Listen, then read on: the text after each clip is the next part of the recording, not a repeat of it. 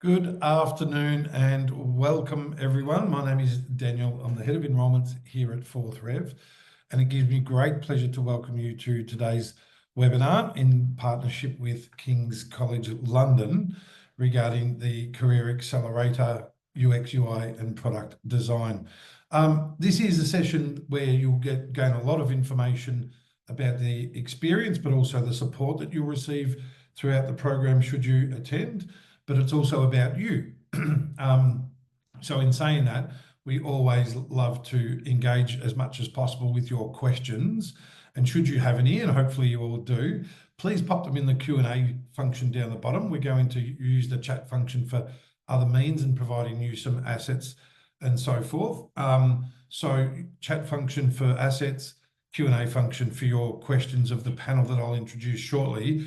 But today we will provide you with an insider's view of the King's UX UI Product Design Career Accelerator, hear from our panel of experts and show you how this program equips you for success in your career as a product designer, be it you're seeking to potentially commence. Certainly we have a lot of career changes and even a career advances already in the field undertaking the program.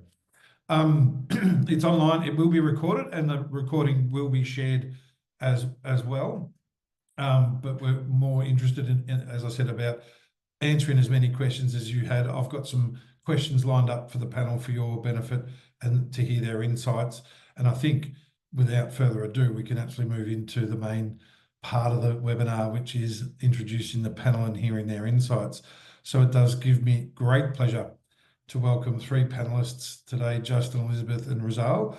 Justin, I might start with you as your camera came on first. Just a quick intro and overview, if you could, please. Yep, sure. Hello, my name is Justin.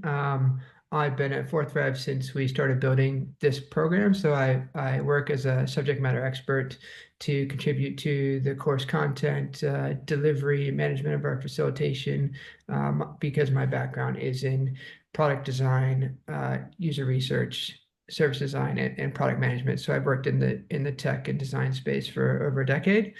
I'm currently teaching the cohort that's live right now. So we are just in course 3, and yeah, I'm excited to be here and share everything I can about the course and my experience. Good on you, Justin. Thank you. And not everyone is aware when they've inquired about the Career Accelerator previously that it does contain an amazing support mechanism in career coaching. So Elizabeth, welcome to you next. Thank you, firstly, but a little insight into yourself as well for the audience would be ideal. Yeah, so hi everyone, I'm Elizabeth. I joined Fourth Rev over a year ago now, but I'm a career changer myself. My background is in corporate HR and industrial relations. But since 2017, I've been playing in this space, specializing in supporting people in the tech field, so like UX and product design, to transition into new careers. And I am one of a wider team of career coaches, and we all are actually career changers, here to help and support you if you do come on board with your journeys and your career goals. Wonderful, thank you. I look forward to informing the audience very much more so about the benefit of coaching throughout the discussion, because it is so beneficial, but we've also have someone that can give us a first-hand account not only of their experience, but also able to share relatable stories about overcoming challenges and achieving success in the program. And it gives me great pleasure to welcome Rizal for that purpose as well. Thanks, Rizal. How are you? I'm good. Yeah, thanks for the introduction, Daniel. Yep, I'm Rizal, and I am an alumnus of this whole UI UX Accelerator program. I was in the second batch, and currently I am the co-founder of my own gaming studio called 1+1 Studios. I work there primarily as the game lead, focus more on the UX design aspect of it. And my background previously, before this, was in psychology. I worked in a lot of psychology companies. I was a psych assistant, and I worked in some companies where they tried to digitalize delivery of psychology. So I have some experience with apps, but previously, before then, was just more focused on psychology. So this whole program and everything helped me to shift my focus to kind of like upgrade a lot of my skills, and also to shift into the more UI UX design space of things.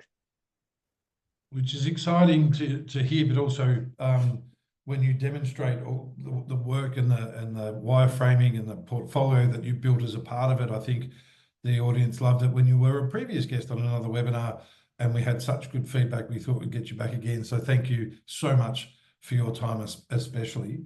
I'm just going to give a quick pointer for the audience's benefit around some of the key benefits of the Career Accelerator. So obviously, it is delivered in collaboration with King's. It's actually designed in collaboration with industry and King's, ensuring that you get not only a practical approach to your learning, but obtain the skills that are in such high demand from an employer perspective, with the backing of King's and the certificate that it provides, the certification that it provides. King's are globally renowned. Their digital humanities faculty is globally renowned, and we do have learners from different parts of the world. We've even seen recently some from North America joining the program, recognising King's influence and expertise in this area. The personal support that you'll get as well help you build confidence with clarity, such as a career coach that we'll learn more about from Elizabeth, but also a success manager and the industry expert or facilitator, such as Justin. So there's really a great deal of support to help you succeed in the program and obtain the best return on your educational investment. Industry aligned training.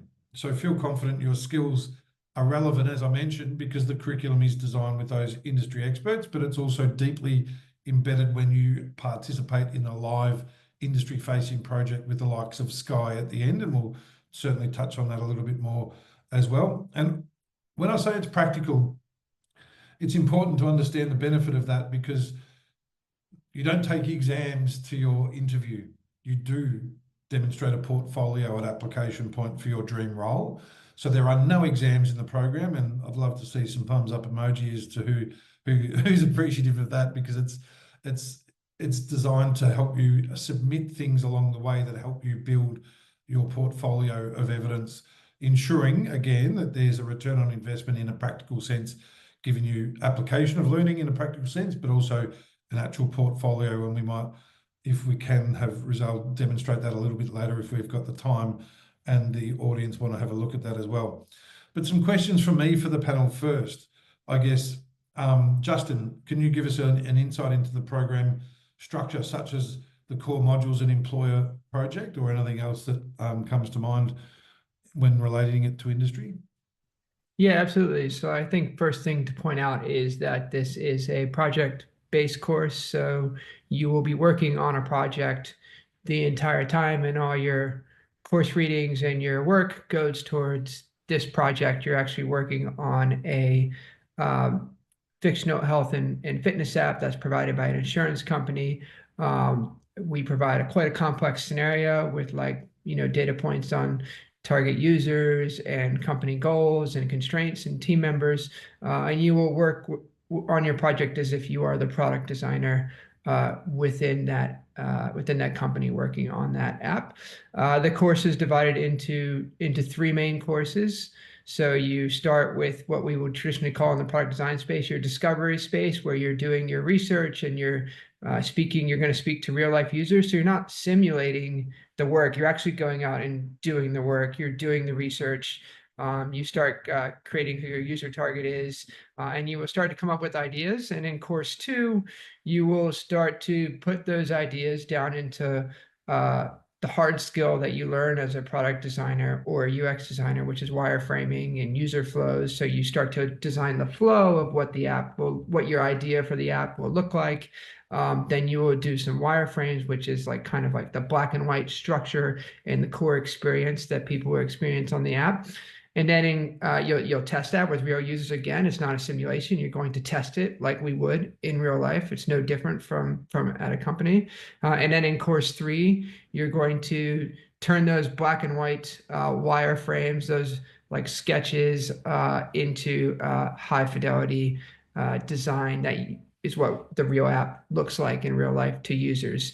And then you will have a little mini case study to work on your own website or app that you'd like to improve, which is quite fun. And then after course 3 is finished, you get to work on employer project. So we've worked with agencies in the past building online booking systems for hospitals.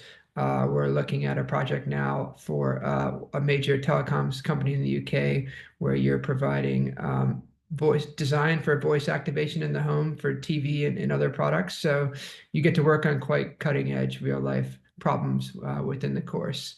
So that's how it kind of flows in a nutshell. But we really focus that you learn the fundamentals of product design as well as the hard skills, which is basically designing with Figma, the design software, and learning how to do user research. Thanks, Justin. The employer project aspect is beneficial for learners in many ways, but it is practical application of those first three courses that Justin went through in a real world setting. It is brilliant for networking both with your peers, but also leaders of industry. And lastly, when you are working with Europe's largest media company, for example, on a project, or we've got other ones in the works as well, it's a powerful demonstration of one's value to relay that experience in an interview, especially when you're asked what experience do you have, to demonstrate that, to go over the problem that was solved or the problem that was presented and the work that was produced by the team. You're in a team of learners, of 5 or 6 learners on a project, and then to demonstrate the innovative outcomes and potential impact of your work in that is a powerful proposition to demonstrate in any environment, especially a job interview. But that brings me to sorry, Daniel, apologies. One thing I did forget that's quite important to know is that you will have live classes every week. So the courses run for 6 weeks. And so every week you're going to have a live class with a facilitator. And then we usually have a drop-in Q&A where you can ask questions about the assignment, industry experience, anything. So you're having live support every week of those courses. So you're not just there on your own trying to figure it out. You can do it with more kind of async on your own, but we encourage you to join the live sessions and hear the advice from the facilitators. That's a good point, and I should touch on that quickly. It is completely online, obviously, but there is a blend, as Justin's just said, of synchronous and asynchronous learning. The live sessions, but then there's the majority is asynchronous, meaning you can choose when and how study fits in with your life as opposed to adhering to a university timetable so much. So it is designed for those that can or that need to complement work and other life commitments. But there is a commitment. Let's be honest. If you're going to go through a 6-month program that is rigorous, such as this with King's, there's sacrifices that need to be made. There's about 15 to 17 hours per week. Some do more, and we can certainly ask Rizal how many hours he did, but some weeks you might do more and some weeks you might do a little bit less, but it is majority able to fit in with you and your other commitments as well. But the support is key. So you've got the support of people like Justin and the facilitators. You've got the support of a success manager if you need anything course related, but then you've got a career coach. I'm not sure how many people have ever had a career coach before, but I know how many appreciate it once they've commenced it. And Elizabeth, a question for your good self. Can you elaborate a bit on the career coaching function or the process and how this sets up learners for career success? Yeah, so we work with every learner individually. So if you do choose to join this program, you will be assigned a career coach that is there from you from day one in your journey until past graduation and beyond for a period of time. So you build up a really good relationship with the coach you're working with. They get to know you. They get to help you find clarity in what it is you're looking for. Obviously, I'm presuming you're all here with us today because you want to go into UX, UI and product design. But there's so many different facets to that when we start to think about, well, where do we want to go in our career? You know, if we look at Rizzo, he started his own business. Not everyone wants to do that. And Rizzo's journey was very personal to his, and he would have had a career coach that helped him on that journey. But there could be someone else on the program who's looking for employment or looking to go into freelancing. And all of those journeys are unique to us as individuals or yourselves as individuals as you go through it. So working with a coach helps you kind of identify where you want to go, what you want to do, what type of industry you might want to start exploring and playing in. And then once you understand that, everything starts to come together in terms of how you might position your skills in your portfolio. Like, what do you need to highlight if you're looking to go into finance or medical technology, which is a growing industry right now, or government? The way you position your skills and your experience in your portfolio or on your CV will be slightly different because your reader is different. And your coach kind of helps you demystify all of that on the journey. So when you get to this point of being able to apply for roles, if that's the journey you're going on, you've got assets, you've got your kind of recruitment packet that is ready and waiting for the right employer to read it. And Justin like spoke about your personal project or your case study that you get to do during your journey. If by that time in the course you've already had your clarity stuff with your coach and you know where you want to go and what industry you want to be in, you could be looking at an app or a product that is in the industry you want to be employed in or by the employer you want to be employed by. And you can use that as a case study in your portfolio to highlight your skills. So really your career coach is your personal guide on this journey to help everything seem far simpler in terms of what you want to do with your qualification. How is it going to help you and how is it going to add value? And every conversation is completely different depending on where you are as an individual.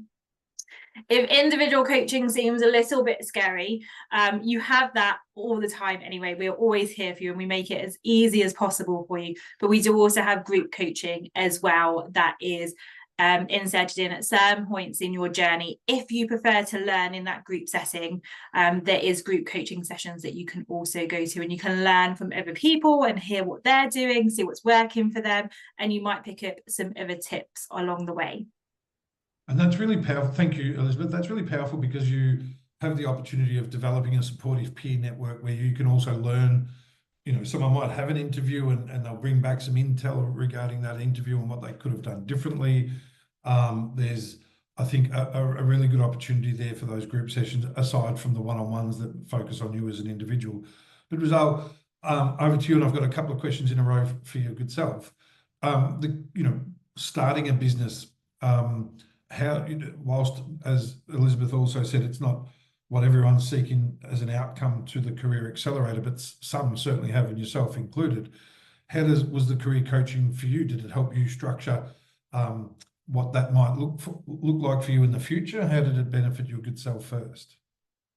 Yeah, so just like Justin and Elizabeth, I'm also a career changer because beforehand I was in psychology, right? So I think one of the first things that my career coach, Tracy, helped me do was try to figure out what exactly are transferable skills that I have from that psychology field. What can I bring into UI and UX design? And then she also helped me to specify exactly what is it that I'm looking for, right? So for example, was I looking into going into medical technology? Was I looking into going into finance?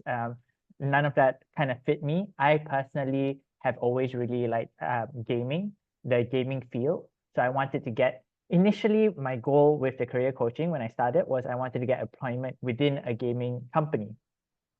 And so, a lot of the career coaching was what's my transferable skills? How do I make my portfolio stand out within that market, within that segment, right? How do I make it so that it's catered, so that the right eyes see it?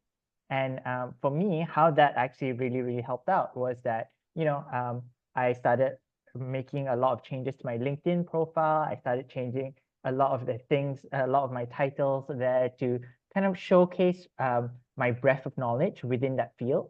But also I started doing a lot of, as you know, Daniel, I started doing a lot of freelance projects. So I started looking for these kind of little jobs while I was still doing the course so that I could kind of up my CV a little bit, but also so that I could get my foot in the door. And that was something my career coach helped me to try and find and try and do as well. Which, that's invaluable because you're doing more than the potential competitor that one may have for a role in the future, but you're also building even more of what is able to be showcased for customers in the future. You've got a body of work that you can attract customers in a business or employment outcomes, as I'm sure many in the audience are seeking. Got some questions coming through. Do please drop them in the Q&A. There is a brochure link already in the chat function, and we'll be dropping some more assets in there. We've got a special offer also for those in attendance that I'll touch on later regarding the coaching. But I guess for the next slide, Rizal, what was your personal journey like throughout the Career Accelerator? If you can give us an understanding of what a typical week looks like, and maybe even some of the challenges you may have experienced. Yeah. Well, I'll try to structure this from before, during, and after the program, I guess. So I guess before I entered the program, the biggest challenge and biggest hurdle for me to kind of like overcome was this whole idea of imposter syndrome. This whole idea that, going into a UI UX program, having little to no kind of background and experience in it, because I came from psychology. I did a lot of research, did a lot of grief therapy, counseling, and so on. So jumping into this kind of more UI UX design field was definitely very, very difficult for me. And I think that was initially a hurdle and why I wasn't within the first batch, even though I knew about it. And I came into the second batch instead, right? It was just more trying to get my mind out of feeling like, oh, this is, I can't do this kind of thing. Even though I already had that feeling of wanting to kind of transition into this. So when I eventually decided to take the plunge and just go for it, it became a lot easier because, as I mentioned earlier, the career coach and was very invaluable towards my experience. Having teach me about those transferable skills from psychology to UI UX design. Even within the first week itself, I was like, oh, this is mostly, the first module was about user research. And I was like, oh, this is something which I do all the time.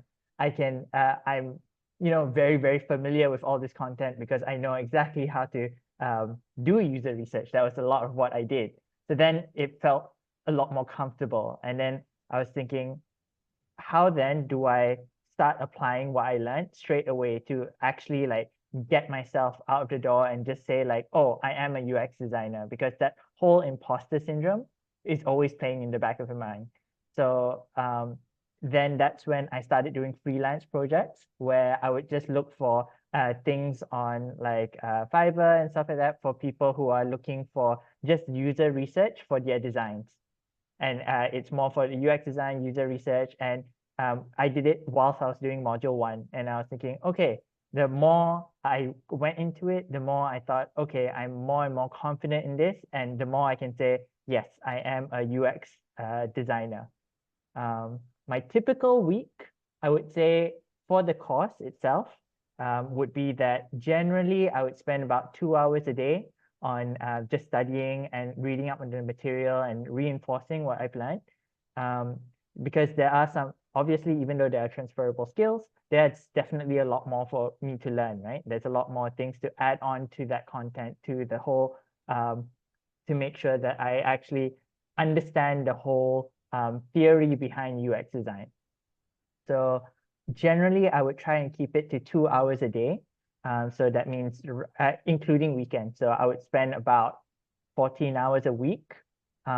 Some weeks were less, some weeks were more, but that's just an average that I would do during the course. Yeah, and I guess after that course, because I had done so many freelance projects within the gaming field, I was getting a lot more freelance projects, and eventually I decided, hey, instead of doing more freelance stuff, why don't I just start my own business now? I guess the course kind of gave me that whole confidence that, I could start something by myself, or well, with my co-founder. I'm so excited, and I can see the pride on Justin and Elizabeth's face as it is on mine. Our whole being is about career outcomes. It's our true North Star metric. So to hear that from you, and the fact that even with that understanding of imposter syndrome, it was still something that you needed to overcome yourself, and did so not only through your own fortitude, but that of the support with the coach as well, is inspiring for me, and I'm sure the audience. Did you have a favorite moment or aspect of your experience in the Career Accelerator that you'd like to share?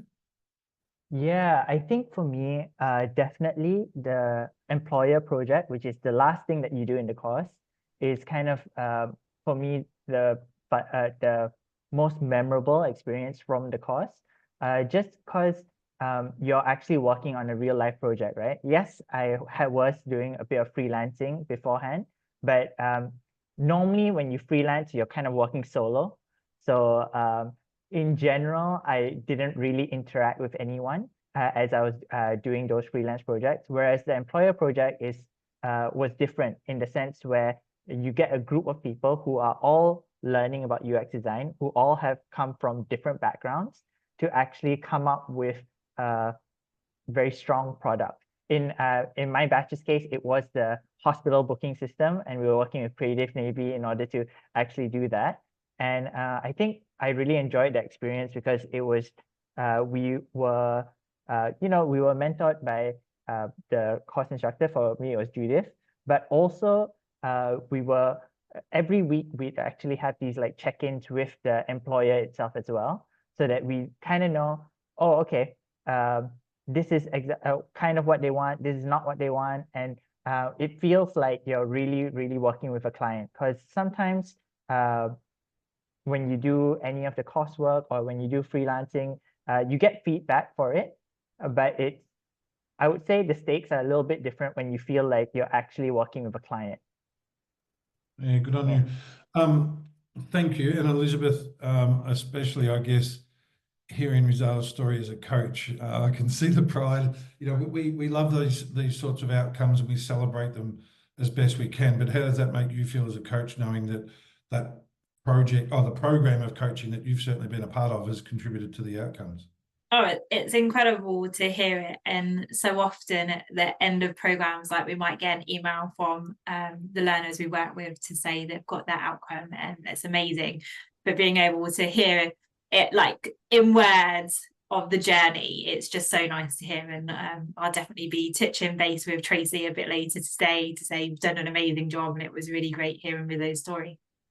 Excellent. And I guess likewise, Justin, when you build the content that produces the outcomes. But I'm going to jump to the next slide if I can, and have some further insights from the panel. Just a reminder for everyone though, this is about what you want to know as well. We've still got many topics to touch on, and I'll get to your questions as soon as I can. We're going to discuss somewhat of AI inclusions, not only in the program, but industry. We're going to touch on a number of other things. So pop your questions in the Q&A function. And if you haven't already, there's assets such as the ability to book a time with your enrolment advisor. And I'll explain the benefit of that shortly as well. But that's one of the best things you can do from today. So I love this, voices from the field. I guess for anyone, actually, what advice would you have for someone pursuing a career, either advancement or change for UX, UI product design? It kind of makes sense to start with who? I was going to say Elizabeth, but Yeah, anyone. I'm Yep, happy to go. I think we've had it all explained to us already, really, around really understanding your experience to date and how that fits in. And it will, you might not think, you might be sat there going, I haven't done anything to do with UX UI, but there will be something in your journey, no matter what your background is, that is what we would class as a transferable skill. So kind of understanding that, looking at where you want to go as well, and playing with it, exploring a bit, whether that's setting yourself up as a freelancer on Fiverr to get some experience, whether or not it's joining business communities on LinkedIn that are talking about UX, UI. Immerse yourself in the conversation to really make sure it's something that you are passionate about and that you do want to do, and that you understand it, because like I said earlier, like it's so different depending on where you go and what type of products you're going to work on and what you're going to get to do. So really go and immerse yourself in the UX, UI product design space, even if you're not there yet. There's nothing stopping you joining groups on Facebook, LinkedIn, wherever they are, and listening to the conversation and seeing what bits of it do you enjoy.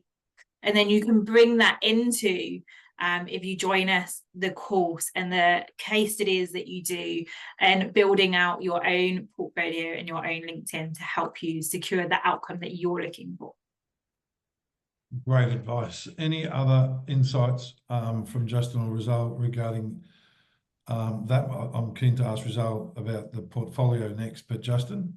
Yeah, I was going to echo those 2 points about recognizing the transferable skills and then really exploring the space. I think the third thing I would say is to maybe learn some of the, if you're like pretty sure it's the route you might want to go down, then start to learn some of the design basics. So like the core hard skills are designing in Figma, and like conducting research and understanding the core UX principles. In theory, you can start this on your own. There's daily UI challenges, there's daily UX challenges, which we encourage our learners to do, and they let you practice design, and they give you a leg up, because as we know, in the current marketplace, people are always like, they prefer 1 or 2 years experience to none. And I think historically it's been a lot of, when I was hiring 10 years ago, it would be about potential. And I think now it's about demonstration of skills in addition to potential. So I think you can get your leg up on your own by exploring stuff, but that's quite a lot of work. So if you join a course like this, or okay, even at the start, if it's a shorter online Figma tutorial you do for free, totally fine. I think, but doing a larger course like this will demonstrate, will not only build your skill, but it will demonstrate your commitment, both in time and money. So when you go to interviews, like, they're not going to necessarily value the score you got from the course, but they recognize you spent 9 months training intensely in this topic, and that can really gauge how committed or serious you are. So I really think about how you're going to learn the design basics, whether you're starting small from some free online materials to building up to a larger course like this. Absolutely. And I think we've touched on the transferable skills often. It's always inspiring for us also to see the diversity within the learner cohort. I'm sure Rizal had the similar experience where there were people from all different backgrounds, be it graphic design, be it psychology, like yourself. And I think my next webinar guest in a couple of weeks is actually a teacher that really looked into the transferable skills of designing a course plan and adapting that as a transferable skill. And I can't wait to share her inspiring outcomes and career outcome as well. Just on the next point, part of the benefit of the Career Accelerator also is Justin and crew, along with our team there, are constantly looking at industry trends and identifying ways in which that can be woven into, be it content or be it sessions that supplement. And AI is certainly one that has a huge focus most recently. I want to divide this into 2 if I can, and ask Rizal and Justin on their experience of how AI is currently being used in industry. And in the next slide, I'll certainly demonstrate how we include that in the program, even though it's used most regularly across the program. So Rizal, I guess in your business, are you adapting and using AI to assist currently? And if so, how? Yeah, great question, actually. Especially in the gaming industry now, there are a lot of people who are actually seeking out to businesses like me, small businesses like me, for a lot of assets, right? So one of the most time-consuming things within the gaming industry is assets. So what I mean by assets is like the art assets, the music assets, and the scene assets. All those things it takes a really long time for the traditional approach. Currently, my business itself isn't using it. Having said that, we are exploring options into looking at AI, because at the end of the day, I feel that AI is one of those tools which is there to assist people rather than to take away jobs, right? And the more resistant you are to that change, the more left behind you will be, because the whole idea, at least in the gaming industry for AI, is that, say you want a particular scene, say you want a scene of like hills with really grassy plains and everything, you can use that generative AI to kind of come up with a base of it, and then you add your own flair to it. So that there's still that customizability. There's still the whole idea of, hey, this is my work, but AI kind of at least gives you that little base structure, which you can have a look at and say, oh, I like this, I don't like this kind of direction I'm going for, this isn't. It's, I personally view it as a way to sort of help you brainstorm rather than a be all end all kind of thing. That's a really, really good good point. Justin, I might defer to you on that one as well.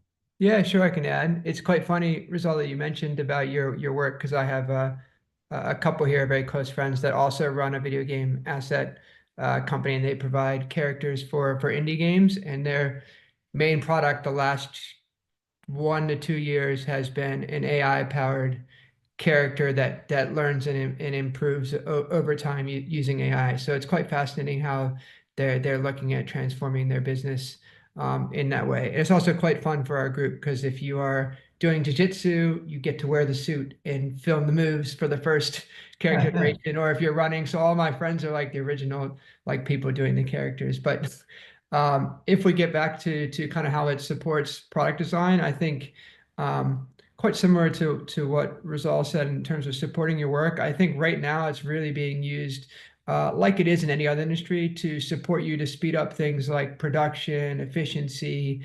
So like Figma, for example, has a lot of AI features now that aren't necessarily rolled out to every user still in beta, but like auto layouts, just in copy. You've got like color palette suggestions. You've got organizing of layers. I don't want to get into the design detail, probably aren't really familiar with, like, there's like layers of design within the file. So naming those so they're easy to use and pass to developers. So there's a lot of work being there. I think it's also really great for first drafts, which we all use in the workplace. I would say most of us now that are using AI. So like for research, you can use it for the first draft of your research plan or script.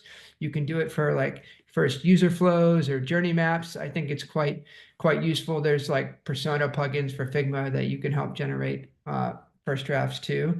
And then it can be good for checking work that you have done. So like I will use it, even though I consider myself, because my background is stronger on the user research and service design as is product design, which was earlier in my career. I use it to check my research questions to make sure they're not biased, even though I'm pretty confident I know how to write unbiased research questions. Like, I don't like, it can give me that extra level of confidence, and I can check my work against AI, which is quite useful. And then of course you have AI being used for products a lot more. And as a product designer, you have to consider your designs now. There's so many AI assistants and AI chatbot experiences. How do you, as a designer, what does designing that experience look like versus what it did before? How does that affect voice design? There's quite a lot of stuff there. Yeah, there's a lot going on. I think it's more at this stage, making sure you're using it for productivity, and then trialing some of the bigger stuff. Like there are, UIizer.io does like prototyping. There's things that do wireframe designs, like that generate them for first drafts. And I think they're not like replacing people at this point, but you should be toying with those activities, because you may be using them more and more often, and the soft skills will start to become more important as a UX designer. Understanding the strategic side will become more important than the research. So I think at this stage, as a designer, it's about experimenting and toying with the tools that are out there. Sorry, it's quite long-winded, but hopefully that gives some. No, Sam, I'll actually go back just to that slide once more, because there was something to add there as well. Someone's asked the question, and we're going to get to the audience questions next. If we've got some time left, we'll ask Rizal to also demonstrate his portfolio if we can. But someone did ask, and you just touched on it, Justin, do you think the UX UI industry has been threatened by AI? We saw a decline in roles offered, but it was a bit of a perfect storm, say 2 or 3 years ago, when AI was certainly making its impact felt, but more so there was a downturn in tech roles. We've seen it roaring back lately, and there's been some great statistics surrounding 22% growth in the UK alone around these roles, and so many more physical products now have a digital element. I mean, you can't hold a can of Coke without being asked to scan a QR code that has UX, UI design implementation surrounding that, for example. So it's not, in our opinion, it's not replacing or threatening in that sense that you may feel. But as Rizal also said, and Justin also articulated, to understand how it can assist best and to demonstrate that you have competence in that is going to set you apart from those that don't as well. I'm old enough to remember, and I've said this before, but I'm old enough to remember the introduction of Microsoft Office, and people were freaking out that Excel would kill accountants. It did the opposite in many ways. I think it can help us certainly with productivity and many other aspects, but also designing even more engaging and beautiful products that have excellent user elements to it. So thank you for the question. There's some great questions coming through. And one of them is, actually, I'm going to start with this one because it's on this screen now. Do you have a successful percentage of those achieving their career goal within the first 6 to 12 months after finishing the course? Two things on that. 87.5% of all career accelerators achieve attendees or participants or graduates achieve their career outcome within 6 months of completing. What we do offer, though, based on our learner feedback, is more value in the program through an extended coaching offer. It's quite often the case that you want to immerse yourself in the learning and develop the skills through the content, but also start to develop the strategy with your coach, but that you may be applying for roles after you finish the program. So for those that do commit early to the May intake and apply by the end of March, there's an additional 6 months of one-to-one coaching available to you to ensure that you not only envelop yourself and immerse yourself in the learning experience, but have the confidence of knowing that you're going to have a coach all the way through, basically until you attain your career outcome for 6 months post the program. So I'm very, and there's a link to that down below, or there's a link to to learn more about that. But the best thing you can do is speak to your enrollment advisor about that as well. Just checking time, and I'm going to answer some of these questions myself, but defer to the panel for some of them. The top question, well, not the top question, but the first question asked was, why is the course quite expensive? For those that don't know, it's £5,995.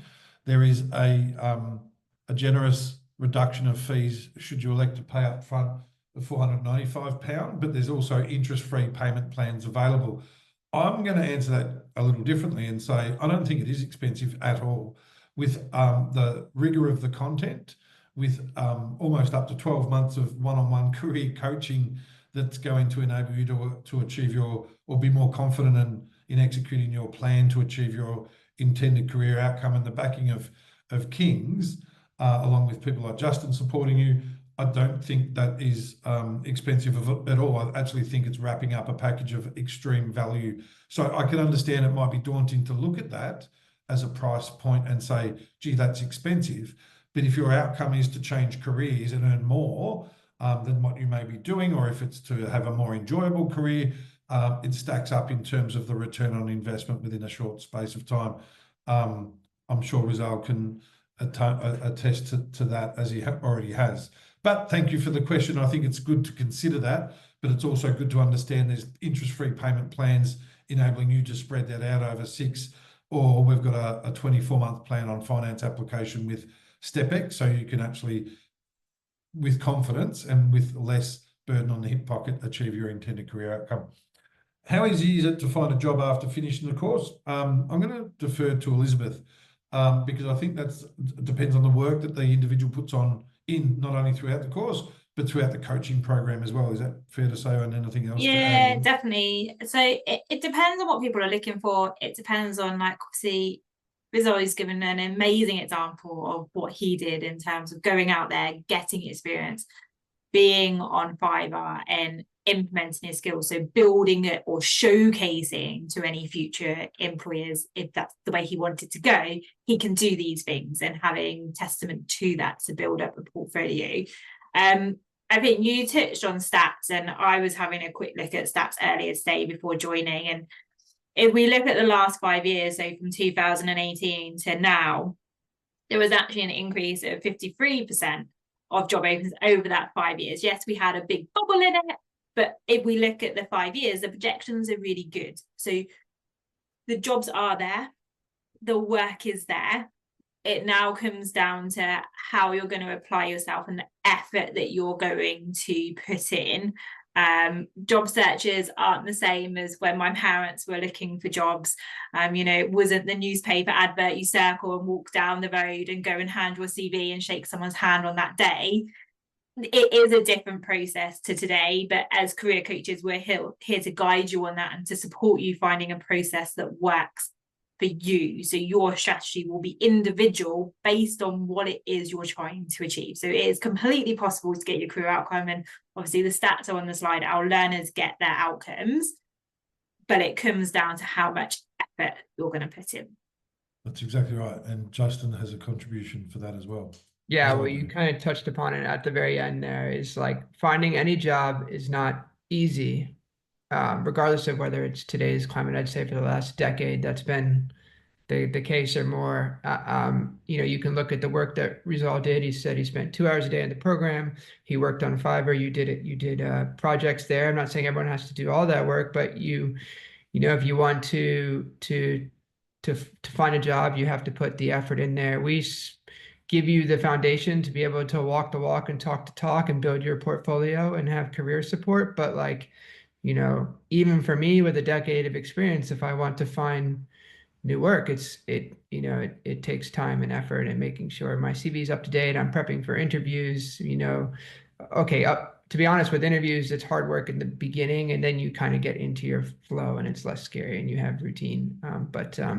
Yeah, just reminding people it is hard work. I think we do a lot of the lifting for you, so you don't have to feel like an imposter or fake it in your interviews. You actually know what you're doing. I always say, like, to be able to talk the talk is actually quite important with this field. So I think we help with that. Excellent. Rizal? Yeah, those are excellent points, both from Elizabeth and Justin, right? It does take a lot of hard work to actually find a job. You do have to put in the hours. I kind of wanted to touch on actually the career coaching itself, right? For me, personally, it was my first time being with a career coach. So there were a lot of things which were outside of my comfort zone, right? So even to try and find a job or do something which makes it successful, you will often be put in things which are really outside your comfort zone. For example, I had to try and write more posts on LinkedIn. I had to like be a subject matter expert on LinkedIn, right? In the whole gaming industry. So I had to start writing more posts. I had to start putting a lot more blog posts, but I'm generally not that type of person. However, knowing that it would actually help my chances, I like pushed away like the whole imposter syndrome thing and then just like forged on through. Just saying that, you know, for a lot of people, it will be a bit of an uncomfortable process because there's that whole transition, right? You're transitioning into a different field. So there's going to be a lot of things that you'd have to do more than someone who has been working there for 10 years, right? You have to show that commitment that you are really dedicated and want to get that job. Yeah. I love it. I love it. And I'll only add very quickly because we've got some more questions and I do want to see if we can't find some time for Rizal to demonstrate the portfolio. And Christina, your question is pertinent to a lot of what we've just spoken about, but we'll address individually as well. It's also about demonstrating to employers that you have the skills and understanding of your impact on their business. You can go through a bootcamp style course and everyone comes out with the same sorts of skills, but the challenge they experience is the business application of those skills. Having designed the content with employers in true collaboration with Kings, it's setting you up to demonstrate via the portfolio that you develop, but also the business application that you'll learn of how to demonstrate your impact to a potential employer. So they're powerful things because that's what employers told us they need and want and don't currently get from applications at this time. Someone's asked, upon receiving this course certification, will it be possible to continue study for a postgraduate degree? it's our intention to have that across all of our career accelerators, and we certainly have it with our product management program with King's currently. We don't yet have it with UX, but it would be something that we would hopefully be exploring in the not too distant future, that there would be a capstone project in addition to the career accelerator that then would award a level 7 qualification. But I can say it's not happening now or in the near future, but hopefully in the medium term it may, as it's the intent that we have for all the career accelerators. However, if there were other programs at King's or the like you'd be interested in, I'm sure that would be favourable. Justin, do you teach how to use these softwares, or just through the students, or just throw, I guess it is, the students in a deep end? I guess that's a quick one to answer. Yeah, combination of both, of course. It's like part of learning fast is being thrown a little bit, but we don't really throw you in the deep end. We're holding your hand the whole way. But you do start big. You know, we just get you started on Figma, designing wireframes. As Rizal knows, there's like quite an intensive couple weeks. But we teach the software. We have tutorial videos that we do ourselves for what we think is important to know in the live sessions. Those weeks that we start teaching Figma and the tooling, we do simulations. So like, for example, you know, one of our facilitators worked for ASOS. So she will like show the ASOS app, and you will be designing the app, like replicating it throughout the live session to copy it so you can practice, and she's giving tips. So yeah, we are supporting you and teaching you throughout, particularly with Figma, which is the main tool that you're focusing on this course. And we cover it in course 2 and in course 3, and we're considering even starting it a bit earlier in course 1 for even further practice.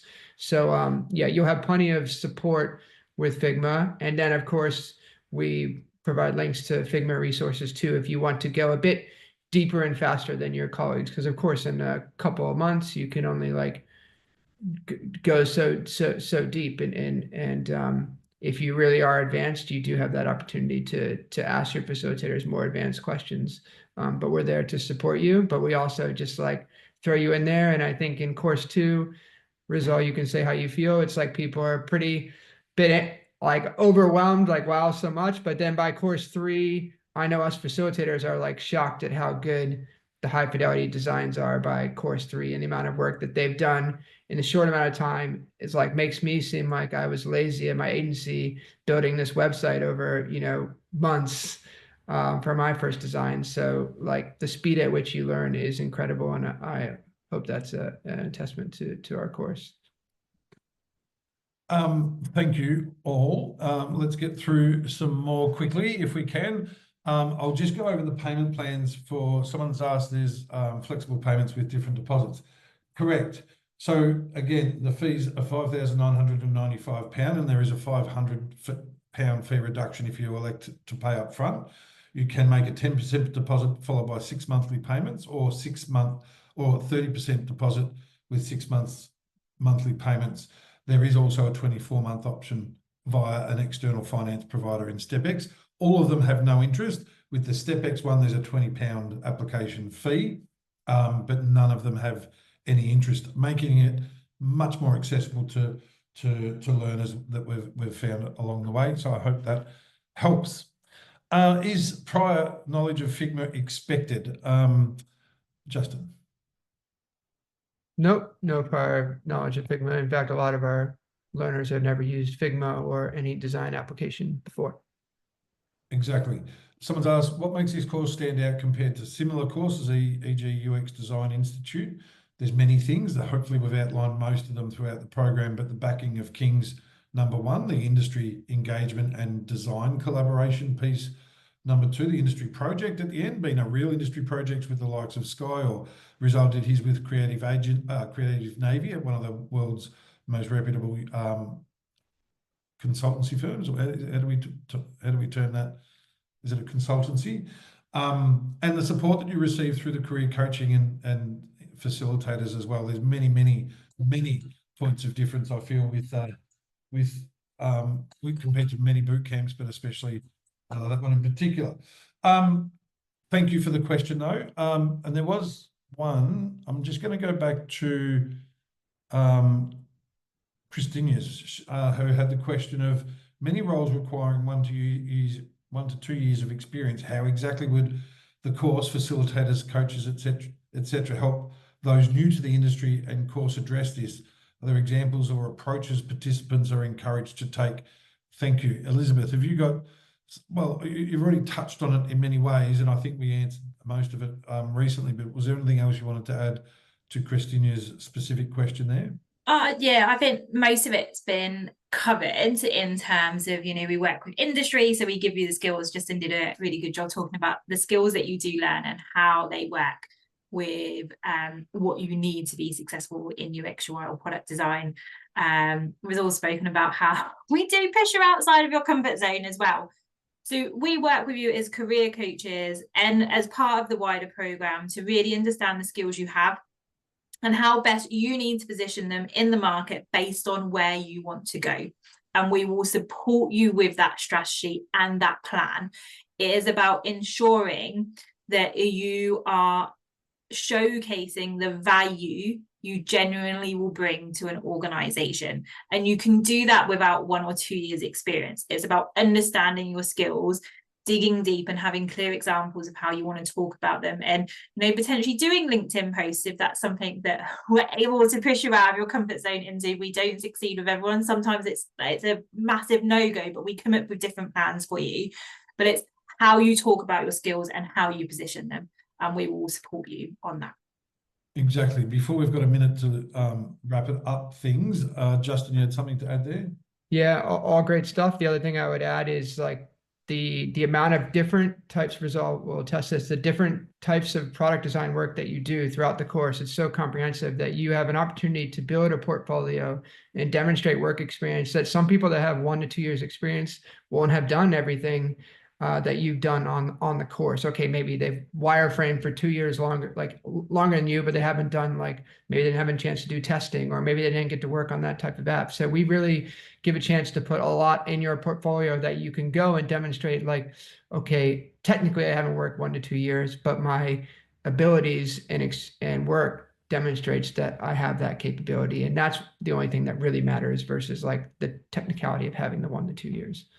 That's exactly right. So for everyone, we're going to just see if Rizal can share his portfolio briefly for an overview of what it looks like.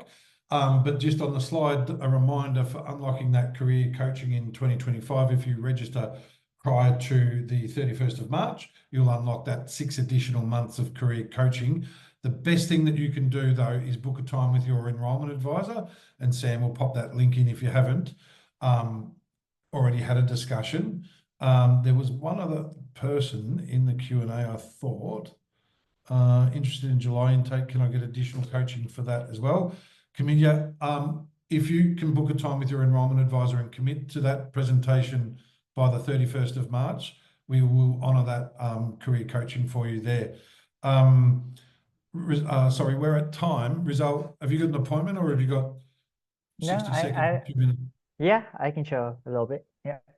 Wonderful. Thank you. And for everyone else, take that next step, book that time with your Career Accelerator, and we'll take a moment just to have Rizal walk us through briefly his portfolio. If Justin and Elizabeth need to go, thank you ever so kindly. It's been a pleasure having you and hearing your insights as always. Thank you kindly. I can stay. All right. Cool. Yeah, so I'm just going to share quickly my portfolio. To be very honest, there's a lot of sites out there where you can help build some templates. Obviously, if you can build your own website, I would suggest going through WordPress and actually doing it yourself. This is I use UX Folio for this. This is a completely free site, so you can just go ahead and use this. So my goal with my portfolio was to show that I wanted to go into the gaming scene, and specifically I wanted to become a game UX designer. So my 4 highlights here are mostly game related. The only thing which isn't is the employer project, which I did with Kings, with 4th Rev, with the program, right? But these all are kind of more gamer related kind of case studies that I did and so on. So especially these 2 kind of got me a lot of doors open. So when I went to get freelancing jobs, or to just work as an agent and stuff like that, these kind of jobs these kind of portfolios helped me a lot. And so I'll show this one because this now is a game that we're actually developing. It's not called Couple Quest or anything anymore, but this was the portfolio that it was. So something which I learned from the course, as well as like just setting out your portfolio. It's always very important to have like this whole section of like the TLDR, what's the project about? How long did you take to do it? What's the problem you're trying to solve? What's the context, right? And then you can go into your story, you can go into the exploratory phase. So this is something which just industry experts and just everyone wants to know, that you have a basis as to why you think this is a problem, and you have a basis as to what you're doing within that field. And in this case, I did just a competitor analysis of other games in the market and so on. And then what are your key takeaways? Of course, going through an empathy map and figuring out what your users want, what they're looking for, what is it that they potentially hope to gain, what their pains are, and just going through that user persona analysis. I'm going through this really, really quickly. Yes. Thank you. Yeah. And then another thing is like looking into the design aspect of it, right? So all this, I sort of already had an understanding of from my psychology background, all the user research. And then when you go into the design aspect of it, it's like, what are your inspirations? What are something which I learned actually that is that surprisingly, a lot of people really like the low fidelity mockups. The reason being that, you know, low fidelity mockups show what it was in the beginning. What was it in your head? What's like that whole idea? It can be pencil drawings like this. I used to think it had to be like really, really high fidelity products before I could show anyone. But actually showcasing this within your portfolio kind of showcases like how you design it and how you get to where you are. And this is sort of like where it evolved to. And then you can explain why you chose your design style, what's the onboarding page like, what's the welcome page, play requirements, stage select, all those things. And then I did a slider where showcase like an example of the game, because I didn't have the and then the game screens anyway, key takeaways, and kind of future iterations, as well as for anyone who was interested in this kind of game, then I made a small presentation there, which they can like slide through and flip through, as well as showcasing some of my design systems in Figma. What is it that I did? What buttons I created? What was the font, heading, color usage, all those things here. And as well as like the full length of all the game screens and so on. Okay, that was my shotgun go through of like one of the projects I had. I love it. It shows the journey in a really impressive way, but obviously for the purpose of that you had, but also that others will have with employment outcomes.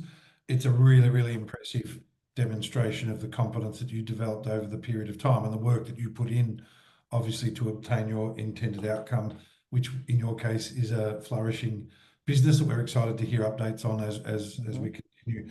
Thank you all. Thank you everyone for attending. Pardon me. If there's one thing that you can take away from this is not only hopefully the inspiration from the panelists, but also taking that step to commit to yourself. And the best thing that you can do is book a time with your enrolment advisor. There's some people in attendance that have already committed for the upcoming presentation, and we're so delighted to see so much demand. We look forward to welcoming, supporting you, but also celebrating your success as we do with Rizal. Thank you all and have a great day.